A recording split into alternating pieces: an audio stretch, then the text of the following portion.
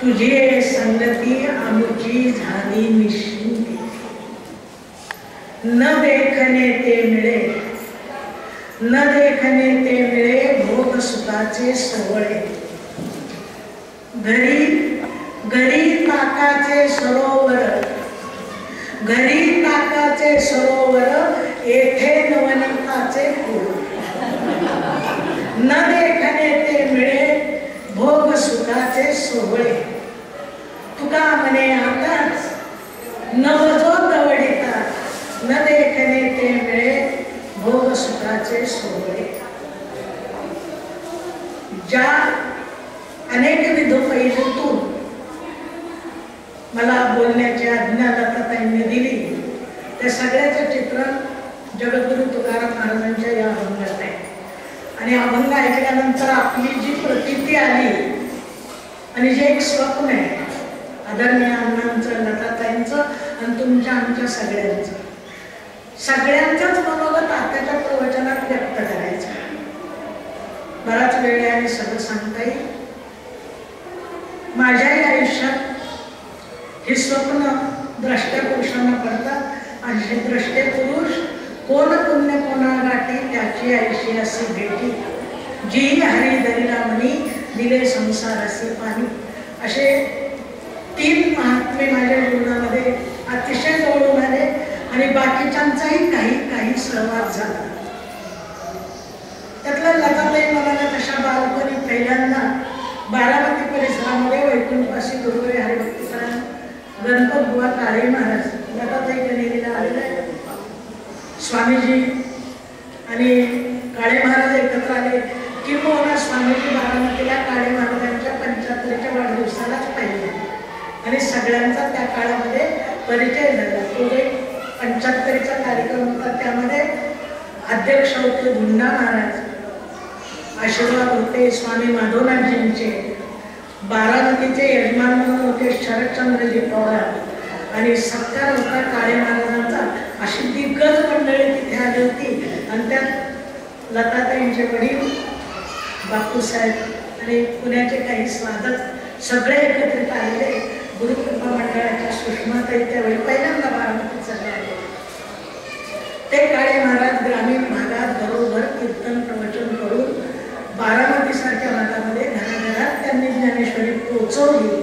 तिथे मी ज्ञानेश्वरीचा शब्द परिचय आईच्या आशीर्वादामुळे घेतला. आत्ता कसे ललिताताईंची नात त्यांच्या बरोबर आले तशी आई सोबत मला घेऊन गेली आणि तिथे मला त्या ज्ञानेश्वरींच्या अक्षरांचा प्रथम परिचय. मी इतकी आज्ञा होते की आईला माझ्या ज्ञानेश्वरी ऐकू वाटायची म्हणून तिने ज्ञानेश्वरी घेतली होती सोनोपंत दांडेकरांची. तर एका बाजूचा अक्कापान एकदा वाचायचं आणि या बाजूचा अक्कापान आईला वाचून दाखवायचं. काही करायचं नाही पण वाचता येत होतं म्हणून वाचून दाखवायचं. तिथे महाराजांनी मला काळे महाराजांनी ज्ञानेश्वरीचा अक्षर परिचय दिला. 11वी झाली. आपला ग्रामीण भाग, मराठा कुटुंबात जन्म म्हणून लग्न केलं पाहिजे आणि मग लग्न करावं असा घरच्यांनी आग्रह धरल्यानंतर आई फक्त पाठीशी आणि तिने सांगितलं की नाही तू परमार्थ कर, ज्ञानेश्वरी सांगणार मला आवड आहे. एक पाठी असल्यामुळे एकदा डोक्यात राहिले की सगळं काळे महाराजांच्या पहिल्या प्रवचनाला नेल्यावर सगळं ऐकलं. नाहीलं म्हटलं आता हे मी सुद्धा करेन की मी तुला सांगते. वेळच नाही मला त्याला पण लक्षात सगळं राहिलं होतं. आपलं टेप होता साधा, ब्लॉटिंग पेपरमध्ये टाकला की तसं उमटलं तसं उमटलं होतं आणि तसं प्रवचन करून दाखवलं. आईला आनंद झाला आणि मग ज्ञानेश्वरीचं प्रवचन शिकायला मला ती महाराजांच्याकडे ठेवलं. पण अक्षर परिचय झाला, मोठे वाट झाली त्याचे कोण होतं. पुढे 11वी झाल्यावर लग्नाचा आधार झाल्यावर घरातलं पडून जायचं ठरवलं तर मोकळीच गोष्ट. मग 2 पर्याय होते, घरातलं पडून जाणं किंवा जीव द्यायचं. मी दांडेला मुलांना पत्र लिहिलं सोनोपंत एसटीच्या प्राचार्य माझ्या पुढे बघून मागले, परमार्थ करा वाटतं संसारात नाही, तुमचं सगळ्याचं ऐकलं तेव्हा मला फार बरोबर वाटतं, नाकी सांभाळणं आणि आनंद अडचणी पाहत. त्या सगळ्यात मला असं जाणवलं तर मामासाहेब दांडेकरांनी मला सांगितलं, तुला मी पुण्यात शिकायला ठेवतो, माझ्याकडे तुझ्या आईला सांगतो, तुझ्या शाळेच्या मुख्याध्यापकांना धारेश्वर आपल्या बारामतीचे त्यांना मामांनी पत्र लिहिलं, आईला लिहिलं, काळेबांधवांना सांगितलं, मला ते पुण्याला घेऊन गेले. मामांचा जवळून परिचय त्याला कारण ज्ञानेश्वरीचं प्रवचन ज्ञानेश्वराचं ऐकलं आणि निष्काम अपत्य प्रसवित जाय निवृत्ती ग्रहास ते मांडलेले आहे. मामा ब्रह्मचारी होते पण अनेक साध्या भोळ्या वारकऱ्यांना दांडेकर मामा जवळ करत असायचे. मामांनी पुण्याला नेलं, बाळबाईंच्या शरळी बाळ एसएनडीच्या प्राध्यापका त्यांच्या ताब्यात दिलं. माझे कपडे सुद्धा मामांनी त्यावेळी घेतले, त्यांच्या गाडीत नेला, आठवले शाळांचं लक्ष्मी रोडचं दुकान. आता मामा कधी संसार न केलेले, मला त्याहून काही अक्कल नाही अशी, तुला काय घ्यायचं, मी काही साड्या नेसत नव्हते तोपर्यंत, तुला असं तुझं परकर पोरकर खेड्यात पुण्यासारख्या सिटीत चालणार नाही. मग ते शाळेमध्ये मामा यांनी स्कर्ट घालू दे, मग तुला स्कर्टचं कसलं कापड घ्यायचं, तर मी प्रेमाने सांगते या आठवण. म्हटलं मलाही माहीत नाही, कारण तोपर्यंत सुद्धा मी वाईट परकर पोरकच घालत होते. मग मामा म्हटले, बघ माझ्या टोपीचा रंग चॉकलेटी ना, तसा पण एक घेऊ. माझ्या कोटाचा रंग चष्माचा रंग सारखा होता, मामांच्या कोटाचा रंग, ते कोट घालायचे त्याच्यासारखं एक घेतलं आणि ते कपडे घालून मी आई काही पैसे पाठवायचे, मामा काही द्यायचे, असं मी पुण्याला शिकले.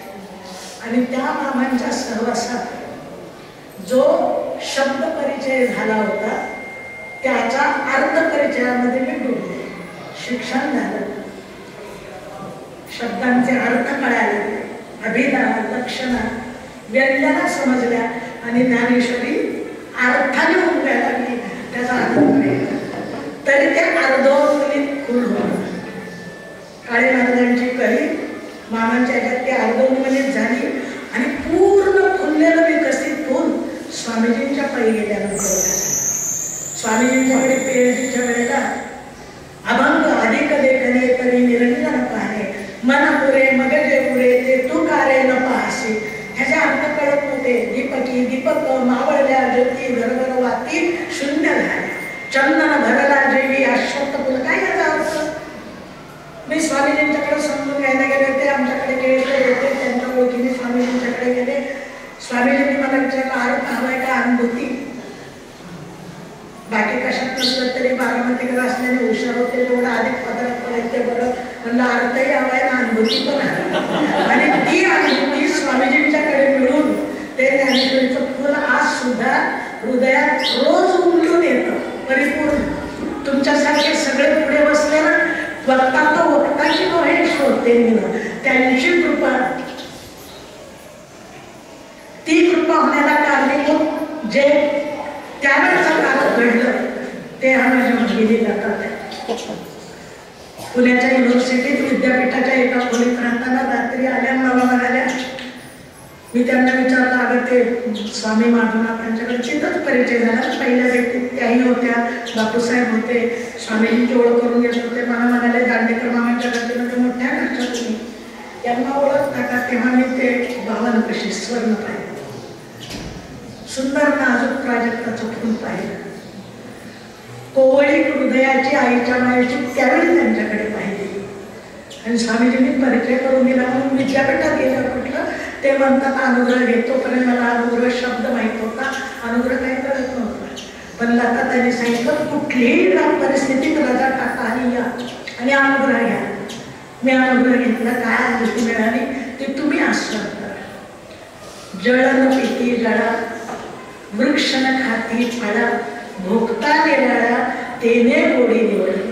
तुम्ही जसे माझ्या प्रवचनाला उत्सुक तितकीच मी सुद्धा माझ्यातून येणाऱ्या प्रवचनाला उत्सुक असते. कारण साळुंकी मंजुळ बोलत असे वाणी शिकविता धनी वेगळाची. ते शिकवणारे त्रैमूर्ती माझ्या जीवनातले गुरुदेव दत्त 3 मुखाचे. मध्ये स्वामीजी एका बाजूला काळे महाराज आणि एका बाजूला दांडेकर मामा. काय कळलं असं सद्गुरूंच्या संगतीत. त्या काळातले अनुभव सांगायला मला वेळ नाही, पण आता त्यांनी खूप सांभाळलं. स्वामीजींच्याकडनं अशा आनंदात येतायचं असायचे ना, कसे बोटाने दाखवू तुला, घे अनुभव गुरुच्या मुला. ट्रान्समध्ये गेल्यानंतर जे देहाचे व्यापार देहाच्या मर्यादेत व्हायला पाहिजे तसे होत नसतात. तिची शक्ती जागृत झाल्यावर त्या काळात लहान बाळासारखं लताताईंनी सांभाळला. ती मैत्री ती आताची नाही. म्हणजे ब्रेडला सॉस लावून खाता येत नसेल तरी तोंडात घातलेलं आणि हे खा म्हणजे तुला जरा पोटाला बरं वाटेल सारखं ध्यानात बसून चालणार नाही. हे सांभाळणं मातृत्वाचं लताताईंच्याकडनं अनुभवलं. म्हणून हराळीला हा मोठा लताताई फार सुंदर शिबिर झाला. ती छोटी छोटी मुलं सकाळी पाहिली. मैत्रीणबाई साठ्याला स्लॅबमध्ये पाहिलं होतं, मी चाटत पडले. इतकं नवनवीन आलं, इतके सुंदर योगासनं तुम्ही शिकवली. लताताईच्या साऱ्याच मैत्रिणी कशा ते पण त्यामधून कळालं. ती मुलं त्या ह्याच्यावर वर करत होते, श्वास रोखत होता ते घसरून खाली येतात आणि असं वाटायचं खाली पडलं ना. पण त्या छोट्या त्या श्रुतीने कोणी शिकवलं. ती सुद्धा मुलगी त्यांच्याजवळ 7 दिवसात एवढं शिकवते. लहान मुलं रंगली, युवा मित्र सुद्धा रंगले. छोटे छोटे पलखान काय त्यांच्या दंडाचे पट घुमत होते म्हणून चालू आणि छोटे पहिला सगळे सत्पाल इतर गणतात खरं. एवढा आनंद आहे ह्याच्यामध्ये. आणि तेही थोड्या दिवसात त्यांनी बरं नुसतं ते दंडात बैठकात व्यायामाने कोल्हापूरची तालीम नव्हती त्याच्यामध्ये, त्याच्यात आधुनिकतेचा टच होता. मा तुझे सलाम रेहमानचं संगीत आणि त्याच्यावर त्यांचा मलकार एक अनोखं मिश्रण. म्हणून तुमच्यात मला ती उपमा देता येणार नाही, पण तुम्हाला ऐकून माहीत असेल कॉकटेल फार चांगलं चढतं सगळ्यांना क्षमा वाटते बरं का. पण ती उपमा त्याच्याकडे दुसरी मला त्यात नाही. अनेक फुलांचा गुच्छ जसा सुंदर वाटतो, अनेक नद्यांचा संगम जसा समुद्रामध्ये छान होतो, तसं अनेक लोक एकत्रित आल्यानंतर जे तेज लताताईंच्या भाषेत ते जे तरंग उमटतात त्या तरंगाची व्याप्ती विलक्षण असते. आणि त्याने पाठभर सगळ्या साधू संतांचं परात्पर सद्गुरू स्वरूपानंदांची भावार्थ घेतात. स्वामीजींच्या आशीर्वाद असणारे आपण सगळेजण, आपल्याला पाठवणारे त्याच्या पाठीमागचे सगळे. प्रतिभाताई मला निघताना म्हणाल्या, अगं मला सरळ येता येत नाही, पण पुढच्या वेळी सुद्धा शिबिराला येईल लताताईंना आणि सर्व शिबिरार्थ्यांना माझा नमस्कार सांगा. हा प्रतिभाताईंचा नमस्कार तुमच्यापर्यंत पोहोचवते सगळ्यांपर्यंत की मी तिथं मनाने उपस्थित आहे. सगळ्यांचे आशीर्वाद असतात. आणि मग जे तपोभूमी पुण्यतीर्थ, प्रयाग, मोक्षतीर्थ, ज्ञानोबांनी ज्ञानेश्वरी उभा केलं, तुकाराम महाराजांनी गाथा उभा केलं आणि भूमीच्या रूपाने ऊर्जा देत लताताई आदरणीयांना जे ढोंगू पाहतात ते निश्चित होईल. कारण साऱ्या संतांची ती इच्छा आहे, साऱ्या सगळ्या संतांची पुण्याची आहे. त्या आशीर्वाद रूपाने इथं आलं तर सगळ्यांना आनंद एकत्र घ्या. मग तुम्हाला हे कमी वाटलं का सगळेच पैलवाना ते शर्ट ठोकतात आणि हनुमंताची भक्ती चालले म्हणून चालले ते रोपावरचं मल्ल खांबावरचं. नाही, आमचे छोटे छोटे वारकरी आले, त्यांनी देखील पंढरीचा जाताना केवढा आनंद. गणपतीला पोहोचवताना आज जे हिडीस नृत्य शहरामध्ये ऊन चालतं त्यांच्या पुढे या मुलांचे काळ पाहिले आणि एक सात्विक डौल होता त्या नाचाला. ते पाऊल टाकताना जी वीरता होती, शौर्य होतं ना, त्याच्यात जे बाहेर बघायला मिळतं ते नव्हतं. मग तो मोरयाचा गणपती बाप्पा मोरया म्हणून सुरुवात केली, तेही कमी पडलं का. म्हणून हराळीत मला राधा भेटली, बावरी राधा भेटली, कृष्णावरी राधा भेटली. पण ती राधा इतकी जण भेटली नव्हती, पण ती सुद्धा इथे लागली. काय नाही या शिबिरात कसं काढणार नाही सांगा बरं. माहिती किती दिवस उतरेल तेवढा आनंद आहे. अनेक फळांचं सॉलिड एकत्र केल्यावर त्याला जसा स्वाद येतो ना. माझ्या माऊलीच्या ओळीत बोलते, मला माझं बोलताच येत नाही, माऊलीच्या ओळीत बोलते. सोनं असावं 52 कशी सुंदर 100 नंबरी सोनं चोख आत्ताचे 14 कॅरेटचे IS मार्क असलेले तरी खोटे असे नाहीत. खरं शुद्ध कांचन शुद्ध सोनं असावं. त्या सोन्याला नाद प्राप्त व्हावा, त्या सोन्यांना आवाज निघावा.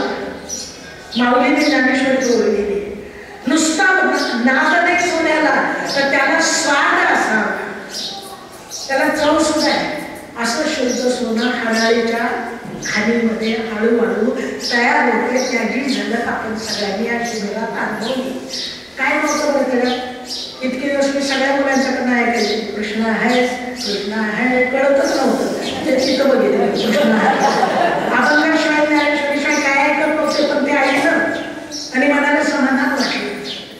ठराविक दृश्य पाहिजे आणि या सगळ्याचा उद्गाता शेवटी आपल्या सर्वांसाठी ज्यांनी परतीचा प्रवास सुरू केलाय आणि ढळला रे ढळला दीन सखया मधुमागशी तरी मधुघटाचे रिकामे होत चाललेल्या या जीवनात आयुष्याच्या सायंकाळी इतकं सुंदर शिबिर सगळ्यांकडनं ऊर्जा घेत आणि बाकीच्यांना आनंद देत अनुभवता आलं. शिवार फेरीत वसुधाराच्या चैतन्य कळलं. पर्यावरणाचा घोष कॉन्क्रीटच्या बिल्डिंगमध्ये देणारे लोक पाहिले, पण इथे जिवंत भूमी पाहिली, त्यातली झाडं पाहिली, हिरवाई पाहिली. या सगळ्याच्या मागे असणाऱ्या अण्णांचे आणि लताताईंचे कष्ट तर सांगायला नको. इतर काही नसताना पत्रेच्या खोलीत आणणार राहत होते, तेव्हापासून मी लताताईंच्याकडे बसायलाही काही नव्हतं. आम्ही इथं यायचो, याची प्रगती पाहत राहिलो. आज इतकं विशाल असं सहज होत नसतं. याला किती सायास लागले. कुठं कुठं नवरा बायको बाजूला राहून कुठल्या तरी ट्रेनने लोकलने जाऊन ऑफिसमध्ये बसून आयुष्यभर मुलांपासून दूर राहून दांडेकर मामा एक गोष्ट सांगायचे. बॉम्बेतले कुटुंब होतं, मुलाला रविवारीच एक माणूस घरात दिसायचा, दर रविवारी एक हा पुरुष. हे कोण आहे काही? अरे हे तुझे डॅडी, भेट सुद्धा नाही. असे बाहेर राहणारे डॅडी आणि मम्मी एक छोटा फ्लॅट घेतात आणि तो फ्लॅट मिळाल्यावर कृतार्थपणा म्हणतात. एवढं विश्वभर राहायला ह्या लोकांना किती कष्ट पडलेत काय? सगळं मिळवलं नाही. कशाच्या याच्यावर मिळवलं त्यांनी? तुमच्या आमच्या सगळ्यांचं प्रेम काल सांगितलं तसं आमची शिदोरी खातं, म्हणजे आपलं प्रेम शिदोरी आहे आमचं प्रेम, ते त्यांना पाठबळ देतं. पण दुसरी महान गोष्ट या साऱ्या संतांचे आशीर्वाद. म्हणून आजचा अभंग आहे तुझी आहे संगती मजा झाली निश्चित. आज आपल्या सगळ्यांचा हा अनुभव आहे की नाही? कोणताही शब्द ते काढला का तुझी आहे संगती, अण्णा तुमची आहे संगती, स्वामीजी तुमची आहे संगती, सद्गुरुराया तुमची आहे संगती. म्हणून इथनं पुढं प्रवचनाचा गुरुदेवांच्या शब्दात असला तरी ज्या जे गुरु असतील ते तिथे घालायचे. ज्याचा जो देव असेल तो त्या शब्दात घालायचा. हा काल्याच्या प्रसंगाचा अभंग. गोकुळमध्ये कृष्णाचे संगती कृष्णाला म्हणायला लागले तुझी संगती तुमची झाली निश्चिंती. आपण सगळे निश्चिंत राहा. मला ते म्हणाले रिचार्ज होऊन चाललोय, रिचार्ज सेंटर येते. 10 वर्षांनी अधिक आयुष्य वाढतं. ऑपरेशन झाल्यावर जसं 10 वर्षांनी कमी होतं ना, तसं हराळीच्या शिबिरात 10 वर्षांनी वाढतं. वेगळं ऑपरेशन आहे. खटरनाटाई आवे शुद्ध होऊन यावे, दौंडी पेटली भावे चोखा मिळा. ज्ञानेश्वरी ते खूप मला ज्ञानेश्वरीचा जोडीत असता आठवतात. साखरेचा पाठवता बुद्धिमत्ते येईल करता उसळ होय पण सुद्धा जिया. फॅक्टरी अशी की इकडून ऊस घातला तर पलीकडनं साखर निघते, पण अशी फॅक्टरी पाहिजे का इकडून साखर घातली आणि पलीकडनं ऊस निघतो? नाही काय म्हणता हराळीत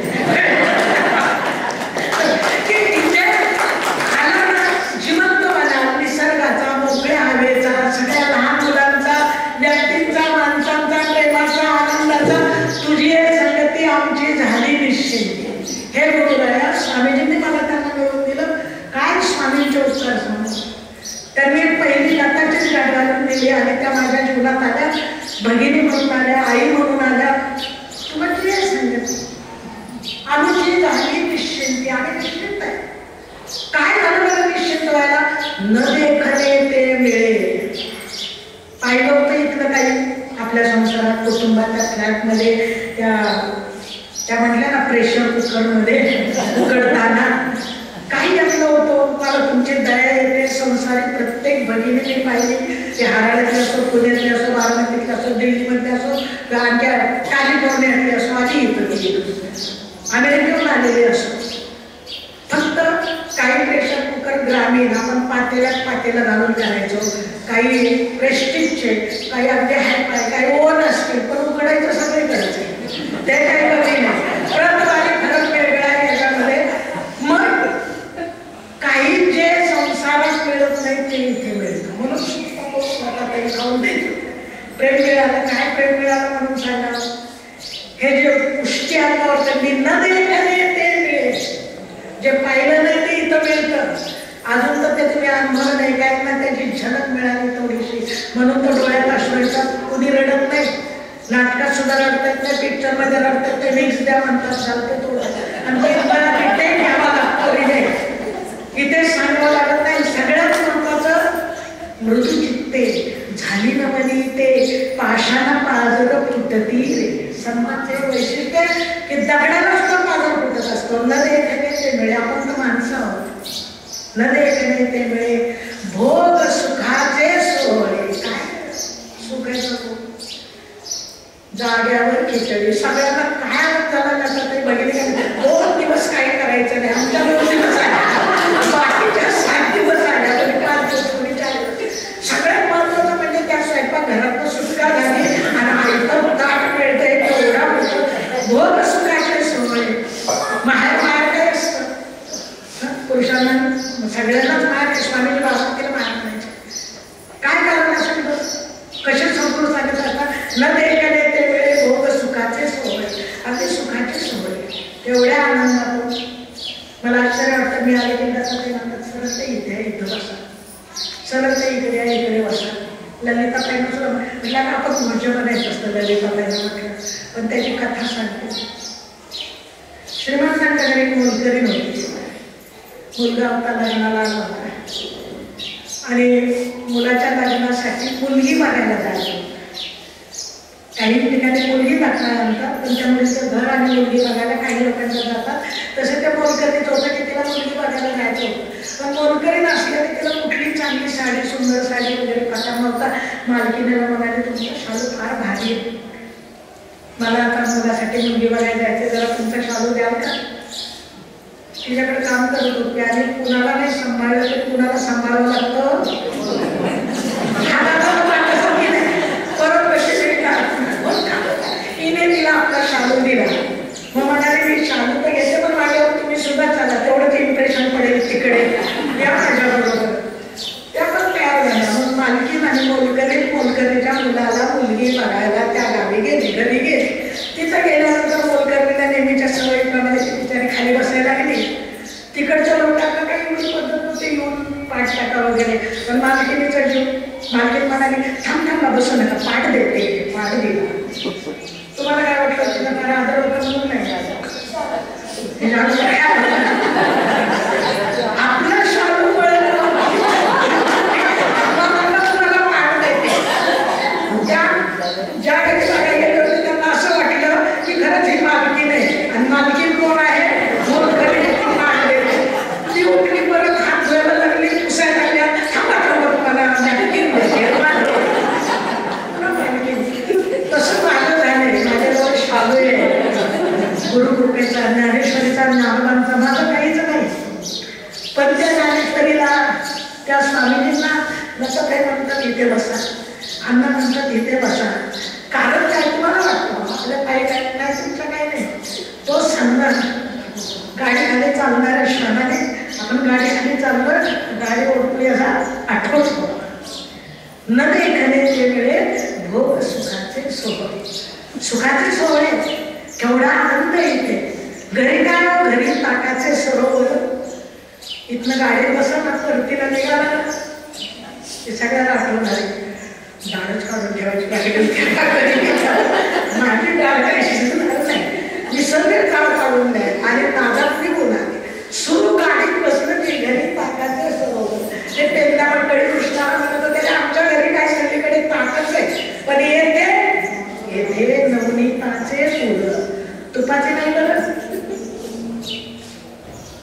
असं शुद्ध नवनीत आहे ना. किती गोड कोमळे, मला शब्दात सांगता येत नाही. बोली अरूपाचे रूप दावी अतिंद्रिय परी भोगविले इंद्रिया करवी, तरी शब्द निघतात. शब्द निमाले बोलई फुटले काय म्हणावे अशा स्थितीला झप्पुर्जा रडे झप्पुर्जा. रात्री फेर भरला ना तेवढ्यासाठी. नवनीताचे पुरेत नाही इथे काय संसारात प्रपंचात काय कथा सांगते. आणि मला वाटतं वेळ संपत आली. थोडंसं मला पुढची 2 शब्द सांगायचे. घरी ताकाचे सरोवर. किती ताकाचं सरोवर आहे. तुम्ही कोणी काहीही दुःख करून घेण्याचं कारण नाही. आपल्यापेक्षा देखील ताकाच्या सरोवरात शब्द मोठे बोलेल बरं का. ताकाचं सरोवर म्हणजे चुकोबा आहे. सरोवर म्हणजे साठवलेलं पाणी असतं. आणि पूर म्हणजे वरून पडून वेगाने वाढणाऱ्या पाण्याचा येणारा ओघवता स्तोत्र प्रवाह नवनीताचा पूर. भगवंताच्या संगतीत, सद्गुरूंच्या संगतीत, संतांच्या संगतीत, सत्संगाच्या शिबिरात, तपोभूमीत, तीर्थभूमीत, त्या ठिकाणी तीर्थ सगळी तीर्थी धोंडा पाणी पण देव रोकडा सजनी. हे तीर्थ का होतं जातात ते मानलं. व्यक्ती लागतात. प्रसंगी व्यक्ती लागते. ज्या वेळेला मी ध्यान केंद्राच्यासाठी लाईटचं कनेक्शन मागायला गेले होते ऑफिसमध्ये, ते म्हणजे असं ह्याच्या नावावर देता येत नाही, केंद्राच्या नावावर, व्यक्तीच्या नावावर देता येतं. तसं देवाला देखील स्वतः येऊन तुम्हाला नवनीताचे पूर देता येत नाही. त्याला कुणीतरी व्यक्ती बनवून, जसे स्वामीजी आले, स्वरूपानंद स्वामीजी आले, आपल्या जीवनामध्ये आता लतांसारख्या व्यक्ती आल्या आणि मग आपल्याला ते घरचं जे साठलेल्या पाण्याचं साचलेले सांडपाणी त्यात तुझी रास नाही. तू केली पाहिलेस समुद्र किंवा येई तुझी शुद्र. साठलेल्या पाण्याला जर आपण सांडपाण्याला तीर्थ सांगत असलो तर घरी ताकाचे सरोवर आणि इथे नवनीताचे पूर. आठवणच झाली नाही कुठली. मस्त आनंदात सांगितलं कृष्णा तुझ्या बरोबर आणि लोणी खातो रे. म्हणून म्हटलं ना काल विरजन घातले. आता शेवटी ते मिळणार आहे सगळ्याला प्रसाद पूर्ण आहुतीचा. घ्या घ्या ते काय लोणी बाकी प्रपंच. म्हणून कथा सांगते. प्रवचनकार दृष्टांतात बोलतात. मोठं गाव, गावाचा पाठी मोठा, संपत्ती आणा, मुलगा मुलगी 2च. मुलगी लहानची मोठी व्हायला लागली. 8 वर्षाची होती, 10 वर्षाची, 10 वर्षाची, 12, 14. मग कुछ होणे लगा. 16 वर्षाची झाली आणि मुलगी मोठी झाली की सत्संगाला गेलं तरी एक शिबिरार्थी दुसऱ्या शिबिरार्थी. आता धाकटीचं जरा बदल सांगते. हो बरोबर ठीक आहे. तसं आई वडिलांना काळजी असते तिचं नीटनेटकं लावून द्यावं म्हणून आई वडील बघत होते. पण आताचा जमाना खरं ते जुन्या काळची कथा आहे. जरी आई वडील पाहत होते तरी त्या मुलीला तेवढी सवड उसरत नव्हती. तिचा तर कुठेतरी जमला. घरच्यांनी पाहायचं ठरवलं, लग्न करायचं ठरवलं, निश्चित केलं. आपल्या भाषेत सुपारी फोडली, साखरपुडा झाला, लग्न होणार. त्याच्या आतल्या रात्री एकुलती एक ती मुलगी घरातनं निघून गेली. आई वडिलांना कळेल काय ते संस्कार असतील त्यांना कळेल, ती मॉड नसतील त्यांना कळेल. एकुलती एक मुलगी जिच्या सुखाची काळजी आई वडील करतात ती जर निघून गेली, तिचं तिने शोधलं स्वयंवर आणि ती निघून गेली, काय वाटत असेल आई वडिलांना. बरं शोधतात त्या काळामध्ये दृष्टी असते का म्हणून प्रेम आंधळ असतं. ज्या वयात करतात ना त्या वयात काहीच कळत नसतं. प्रेमच कळलं नाही. प्रेम देहभावच राहिलेले न धरावी शुद्धी देश काळाची. काम वासना आहे, प्रेम उपासना आहे. प्रेम नसतं संसारामध्ये, काम होता तो. ती ज्याच्यावर गेली तो सडाफटी होता. तो एकाची पॅन्ट घ्यायचा, दुसऱ्याचा शर्ट घ्यायचा, तिसऱ्याचा घड्याळ घालायचा आणि स्वतः मिरवायचा. तिला ते कळलं नव्हतं पण तिचं प्रेम त्याच्यावर जोडलं गेलं. तिची दुःख तिकडे सुरू झाली. आई वडील रोज रडायला लागले. भाऊ दुःखी झाला. जी गेली मुलगी तिला तिकडे गेल्यानंतर दुसरं कुठलंच काम नसल्यामुळे प्रेम दुसरं काय करणार, तिला एक पुत्र प्राप्ती झाली. आणि परत दुसऱ्यांदा ज्यावेळी ती प्रेग्नंट राहिली त्यावेळी तिला असं वाटायला लागलं याच्याकडे दूध मिळत नाही, रोजचं अन्न मिळत नाही, पाणी मिळत नाही, घरी संसार नाही, घरी ताकाचे सरोवर. सगळंच दुःख आहे ना. माझ्या आई बाबांकडे चाललं. ते तुम्हाला नोकरी देतील, काही मिळेल, छान राहू आपण, चला आत्ता जातो, उद्या जातो, जातो जातो जातो जावा यातो जावाई. नीट लक्षात ठेवा. जावायचं काय तो कधी पुढंच जायचं नाही. 9 महिने भरल्यानंतर ती म्हणाली मी निघाले, पिशवी घेतली निघाली. तेव्हा तो तिच्याबरोबर निघाला. तो छोटा 2 वर्षाचा बाळ त्यांच्याबरोबर. ती 9 महिन्याची निघाली वाट लांब, काल कशी आपल्याला वाटली तशी, जरा आजच्या सारखं आपण किती छान मोठी गाडी घेऊन आलो तेव्हा चालत प्रवास होता, जंगलातनं काट्याकुट्यातनं डोंगरातनं वाट, डोंगरावर चढायचं, कंटाळलेली डोंगरावर चढली 12 वाजले, 11:30 झाले, ढग दाखवून घ्यायला लागले, काळं भर राखायला झालं आणि तिला पण वेदना सुरू झाल्या. मी आता पुढे येऊ शकत नाही. आता असं कसं खाली उतरलं तो गाव आहे तुझ्या आई बाबांच्याकडे, पाऊल टाकता येणार नाही आणि त्या यातना स्वानुभूतीने तुम्हाला जास्त, सहानुभूतीने आम्हाला थोड्याशा. तो म्हणला थांब इथं. तेवढ्यात काळे ढग विजा पडायला लागल्या, वारा सुटला, तो कोरा पावसाचा थेंब सुरू झाला. मी इतके दिवस सांगायचे लिंबा एवढे थेंब पडायला लागले, मगाशी ऐकलो तसं अर्ध्या किलोच्या पेरू एवढ्या हराळातल्या थेंब पडायला लागले. घाबरले बिचारे, झाडाखाली तिला उभा केला, आडोसा केला, तुला 4 लाकडं आणायला जातो, तुला जरा आडोसा करतो. पती लाकडं आणायला गेला, ही तिथं वेदनाने अत्यंतिक तडपडते. 2 वर्षाचं छोटं बाळ, मुसळधार पाऊस सुरू झाला, विचार करा, राहिलं म्हणलं की बेड रेस्ट सुरू होते. इथं तर बाळांत चालू होतं. का म्हणतात त्याला बाळांत? बाळ किंवा अंत मध्ये वार घालायचं, वैकल्पिक द्वंद्व, बाळांत दोन्हीपैकी एकच वेळ. कसं झालं असेल विचार करा. तो गेलेला लाकडा त्याला परत आला नाही. तसल्या पडत्या पावसात, मुसळधार विजाच्या कडाडात, ढगांच्या गडगडाट, छोटा मूल जवळ असताना तिची दुसरी प्रसूती झाली. तिने नाळ तोडली, बाळाला आपल्या साडीत गुंडाळलं, पातळ जे होतं साडी जी होती, लुगडं होतं त्याच्यात गुंडाळलं आणि वाट बघायला लागली. रात्र झाली, ती जाता येणं, वाघा कोल्या सिंहाचे आवाज यायला लागले. छोट्याला जवळ घेतलं, त्याला जवळ घेतलेलं. ओली बाळंतीन ती आत्ता झालेली तिची ती डिलिव्हरी कशी वाट बघत असेल. सकाळी जुंजू म्हणजे झालं, उजाडलं, पाहिलं की उठली, बाळाला घेतलं छोट्या छातीशी, पोराला धरून चालायला लागली. 1-2 फरलांग चालून गेले असेल की तिथे पांढरं झाडाखाली दिसलं. लांबून कपडे ओळखले, अरे तुझ्या बाबा दिसतायत. दोघं पळत गेली, माई लेकरं छोटं बाळ.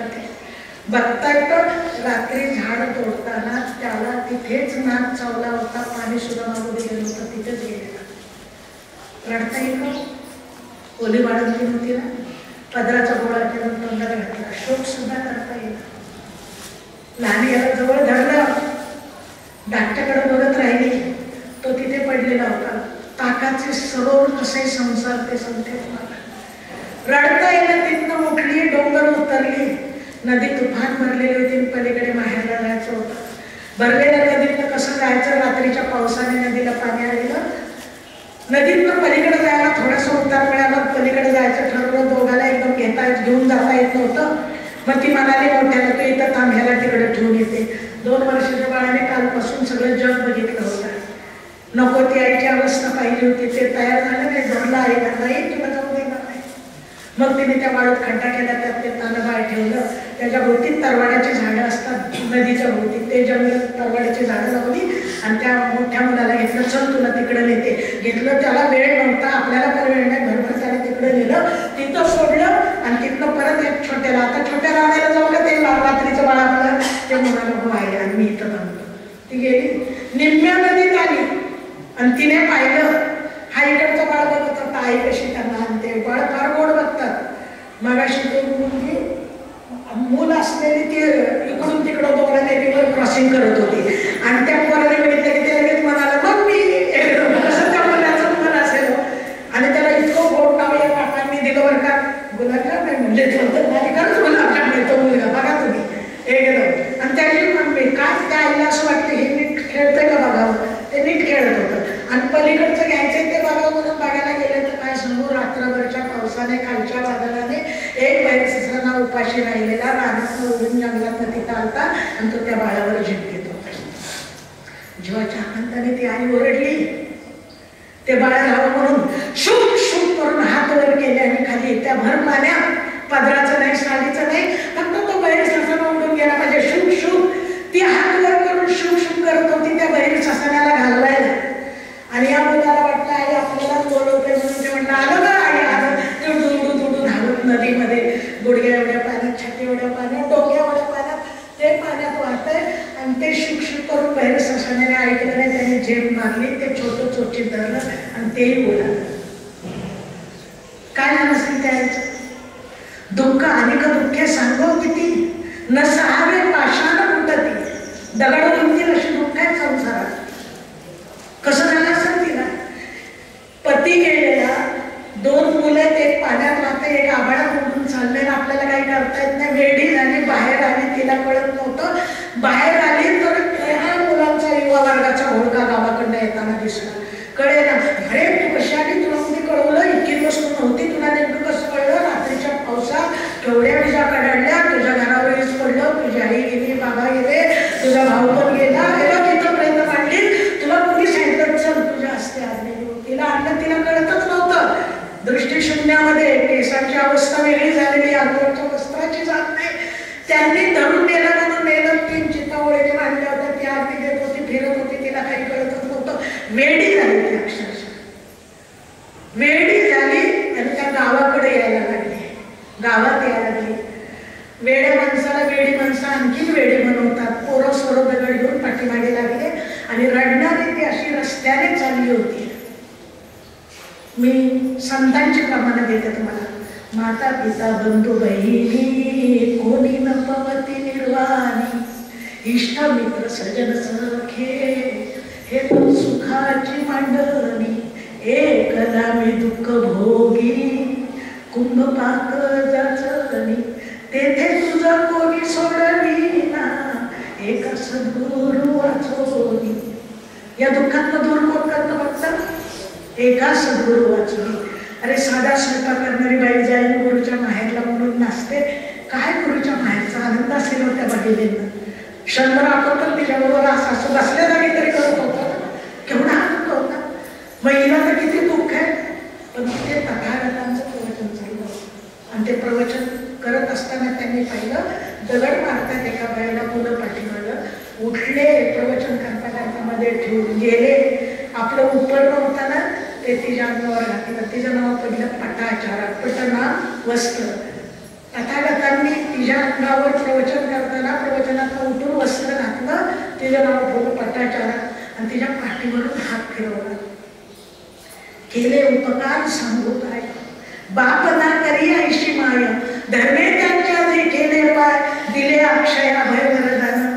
डिव्हाइन स्पर्श होता, ज्याला झाला त्याला कळे. ज्याच्या पाठवून सद्गुरूचा हात. मराठीत एक साधी म्हण आहे, शेजीचा भाग आणि आईचा हात, दोघांचं बळ सारखं असतं. असा जर एखादा स्पर्श तुम्हाला झाला असेल, डिव्हाइन स्पर्श सद्गुरूचा, एक आला शीतळ शांतीचा वारा, तेने सुख झाले या शरीरात. त्या स्पर्शातून पटाचारा शांत शांत दुःखाचे कडातून उमलून आले. इतके वंड रडणारे पटाचारा अश्रूच्या रूपाने आपल्या स्वतःला तिने अभिषेक केला आणि सगळा देह तावून सुलाकून त्यातून निघाला. शरणागत झाली ती. याला शरणागती म्हणतात. कुठून करायची, कशी करायची, no question, why what where नाही.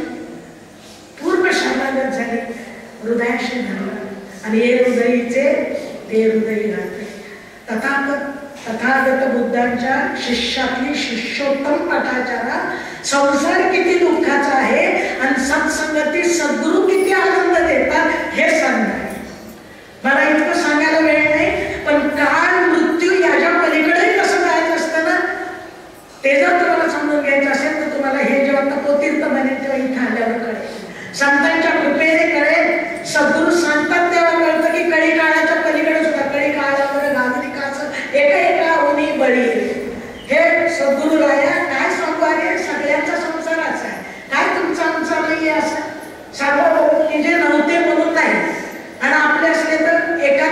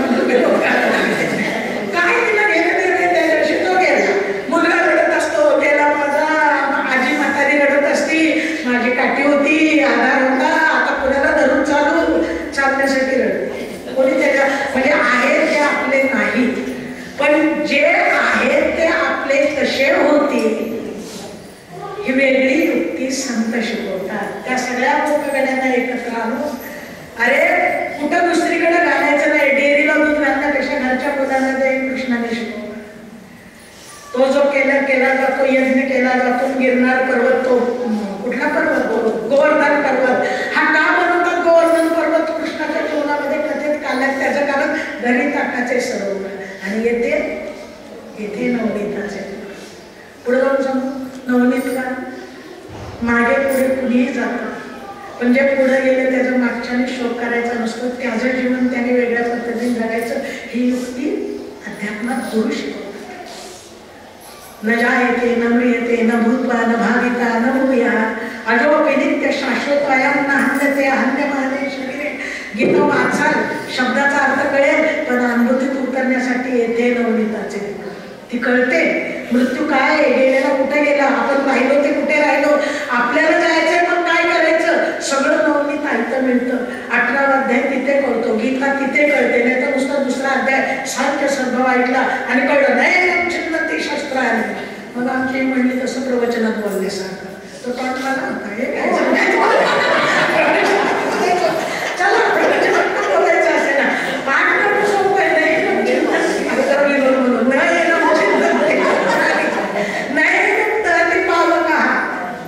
संतांच्या संगतीत ज्ञानेश्वर महाराजांची संजीवन समाधी आहे का नाही, त्यासाठी कॅमेरा सोडू टनेल करून गरज नाही. आम्हाला कळतं, आम्हाला दिसतात ना ते तिथं बसले.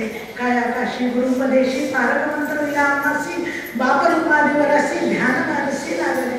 स्वामीजी जेव्हा सांगत होते अनुभव, तेव्हा माऊली काय ते त्यांच्यात दिसलं ना, दिसतं दृश्य आपल्याला. ती सगळी तुकोबाने खरंच वैकुंठात गेले का, हे लोक काहीतरी बोलतात. असं कुठं विमान येतं का वैकुंठावर? आता तुम्ही अमेरिकेला जाता, कॅलिफोर्नियाला जाता, वैकुंठाचं विमान नाही, तुम्हाला कळलं नाही म्हणून, पण खरंच विमान येतं. अशा विमानात हे सगळे संत गेले. कोण म्हणतं स्वामीजी गेले? स्वरूपाला 34 वर्ष असाही स्थितीत अंतरुणावर होते. त्या ललिताताई स्वरावत्या फिजिओथेरपी करायला अशाला पाहिजे होतं. मग कसे राहिले तिथे ते संत आहे, नवनीताचे. या सगळ्या स्थितीत कसं राहायचं? परमार्थ काही जादू नाही, परमार्थ आहे transformation in your mind, in your thinking. तुमची जी थिंकिंग विचार करण्याची जी शक्ती, तुमचं जे मन आहे, परमार्थ ते हृदय घडवत असतं. घरी काकाचे सरोवर येथे नवनीताचे. मग शेवट काय? तुका म्हणे आता अन्न बजव जवळ येतात. तुम्ही घालवलं तरी आम्ही जाणार नाही. पण असं कसं बरोबर? कारण आत्ता 9 वाजता अजून जेवायचे, तोच आमच्या सगळ्या बायका बॅग ठेवायला लागल्या. मग जाणं का नाही? नवजो दवडीता याचा अर्थ लक्षात घ्या. देहाच्या संघाने जवळ राहता येईल ते प्रारब्धानुसार राहू. 7 दिवस, 3 दिवस, 5 दिवस, 4 दिवस, पण या विचारात आमच्या संसारात सुद्धा आम्ही सदैव राहू. तुकाराम म्हणे आता, मगाशी मला शाळेला ताई म्हणाल्या, हा एक दोघी तिघी भगिनी भेटल्या आणि त्या सगळ्या बोलल्या की आपली उपासनेची वेळ चुकवायची नाही. जसं ताई म्हणणं, इथं आल्यापासून 2000 साली आले, त्यापासून आता 12 साल सुरू झालं.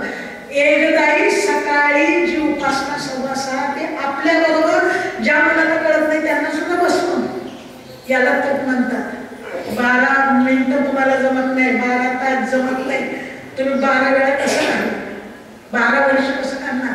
पण ते सद्गुरूच्या कृपेने कळतं. नसेल आपल्याला देह प्रपंचाचा दास. मी नेहमी सांगितलंय की सांगून सुद्धा तुम्ही संसार सोडणार नाही, चिकट डोकर आहात. मी तुम्हाला सोडा म्हणत नाही, पण जिथे असाल तिथे यांना घेऊन जाता येतं का नाही आतमध्ये? सुरदास म्हणले होते, अरे हात सोडून पळून जातं ठीक आहे, पण आतून जाऊन दाखव, मग तुला सांगेन. त्याला म्हणायचं तुका म्हणे आता नवजो दवडता. तू ठरवलंस तरी आम्ही तुला हृदयात ठेवलंय. म्हणून असे सगळे सद्गुरू हृदयात आहे. त्यांनी हा परमार्थाचा अध्यात्माचा आनंद या इतक्या भगिनी दिल्या. कुठल्या गावचे कोण आपण, काय आपली नाती, पण ते माझे सोयरे सज्जन सांगाते. लताताई कुठल्या नागपूरच्या वडील, पुण्यात त्यांचा जन्म. मी कुठं इरसाल बारामती जन्माला आलेले. बारामती म्हणजे एक वैशिष्ट्य आहे तिचं. म्हणजे त्या सलमानने का म्हणलं 12 घंटों में 12 मिनटों में 12 तरीके से मैं तुझे प्यार जताऊंगा, ती बारामती. त्याच्यात आम्ही टीका करणारे. पण लताताईच्या सोबत सहवासात आलो. नाव सरळ असलं तरी सरळ त्यांनी केलं. त्या सरळत्वात रुजता प्रेम जे काही शब्दात भरलं असेल ते स्वामीजींनी भरलं, दांडेकर बाबांनी भरलं, काळे बाबांनी भरलं. आणि त्या सगळ्यापेक्षा लताताई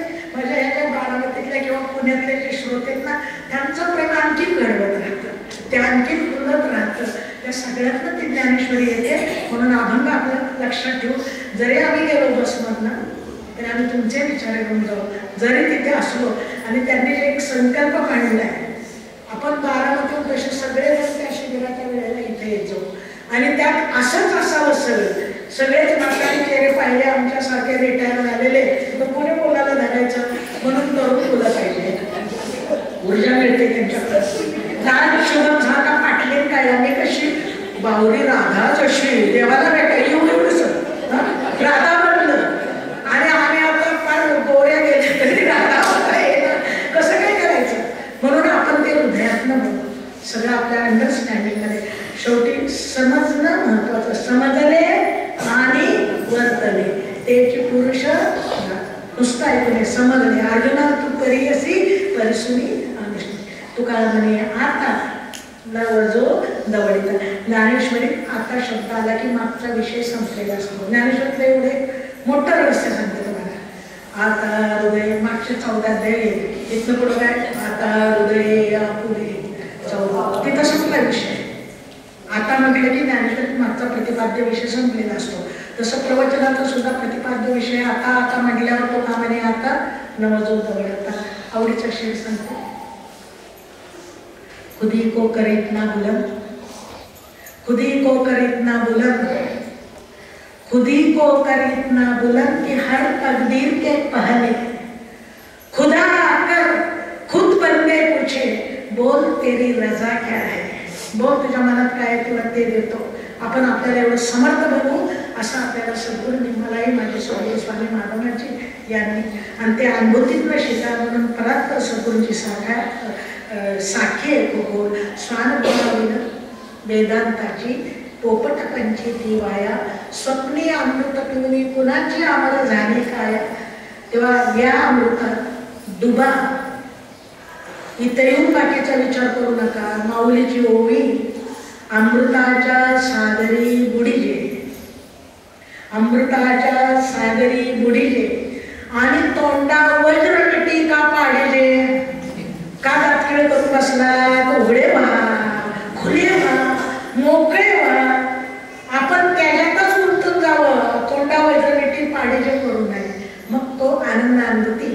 अरे किती आनंद रे, आनंद पांडव असा आनंद आपल्याला प्राप्त होईल. तो आनंद नका त्यांच्याबरोबर तुमच्या सगळ्यांच्या बरोबर माझे सद्गुरू स्वामी माधवनाथजी यांच्या कृपेने घेतला. एक नवीन मला स्नेही ज्येष्ठ मिळाले नाना. कशी वृत्ती होती त्यांची, प्रत्येकाचा आत्मविश्वास पाहत होते. त्या छोट्याला गुलाबजाम म्हटल्यावर तर म्हटलं आपलं जुळेल, जिथं खाणं तिथं आपलं जुळतं चांगले. म्हणजे असे सगळे पाहिले. काही भगिनी पाहिल्या